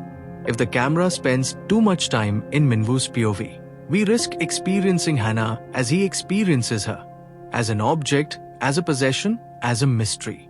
If the camera stays with Hannah, we experience Minwoo as a threat, not a romantic lead. And that shift in perspective changes everything. This is why I said earlier that I'm watching with my guard up about regret arcs. Perspective can quietly become sympathy. If we start seeing Minwoo's loneliness more than Hannah's fear, the drama starts repositioning the moral center. And when the moral center shifts toward the abuser, even subtly, the story becomes complicit in the same erasure it's portraying.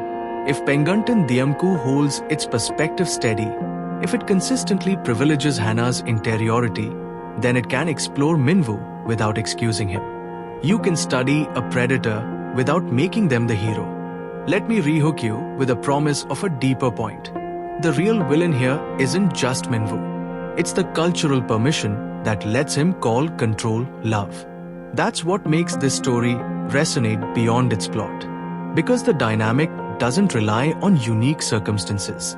It relies on a common belief that men have the right to define women's lives when they believe they're acting for their own good. That belief shows up in families, relationships, workplaces, politics. The mansion just magnifies it. Now, a word on the emotional pacing for the viewer. Heavy dramas can fatigue you. That's not a flaw, it's a reality. But smart heavy dramas build in breadth without undermining tone. Breadth doesn't mean comedy. Breadth can mean a quiet moment where Hannah is alone, and we see her humanity not only in suffering, but in small acts of selfhood. Reading, writing, touching her stomach, looking out a window, remembering the existence of the sky. Those moments are not fluff. They're oxygen. If the drama never gives Hannah oxygen, it risks making her feel like a symbol rather than a person. And that would be the cruelest irony. A story about a woman being dehumanized accidentally dehumanizes her through relentless suffering portrayal. So I'm hoping the drama gives her moments where she is not being acted upon, but acting, even if it's subtle, even if it's just the decision to hold a pen and write one word that changes her trajectory. And because I'm reviewing for Flick Flair, I'll also say this: the best dramas in this lane are the ones that make you feel like you're watching someone's life, not just someone's plot. Plot is what happens. Life is what it costs. Hannah's story is not just she gets abused and then she divorces. It's the cost in between. It's the way her mind changes shape. It's the way her body learns fear. It's the way she stops expecting kindness. It's the way she starts planning anyway. That's why the drama can be immersive when it's done right. You're not just watching events, you're watching a person being altered by them. Now, I'm going to pause on something that might seem like a side note, but it's not. The phrase, "she is confined inside the house" in the storyline is stark. Confinement is such a direct word. It doesn't say protected. It doesn't say kept safe. It doesn't say resting. It says confined. That's the story telling you how it wants you to interpret the dynamic. It's not ambiguous. It's not a romance misunderstanding. It's captivity. So any attempt by characters or by the narrative to later reframe that confinement as love should be treated as manipulation. And if the drama is smart, it will let us feel that manipulation as manipulation, not as a romantic twist. Here's another rehook line to keep you emotionally engaged. The most dangerous moment in a control story is often when the controller starts crying, because tears can be leverage. Tears can be a way to demand comfort. Tears can be a way to reverse roles so the victim becomes caretaker. Tears can be a way to rewrite history. I'm hurting, so I must have loved you. In real life, this is one of the most confusing moments for victims, because the abuser's vulnerability can look like humanity, and it can trigger empathy. Empathy is not a flaw. Empathy is beautiful. But empathy can be weaponized by people who know how to perform it. If Minwoo's regret shows up, I want the drama to treat it with skepticism. Not denying it, but contextualizing it. Regret is late. Regret is insufficient. Regret does not unlock forgiveness by default. Now, I'm going to stop here for this stretch in a way that preserves the flow, because there's still more to unpack about what kind of ending this premise suggests, what too late really means for a woman trying to protect herself and her unborn child, and how a drama like this can stick the landing without sacrificing its core truth for the comfort of a neat emotional bow.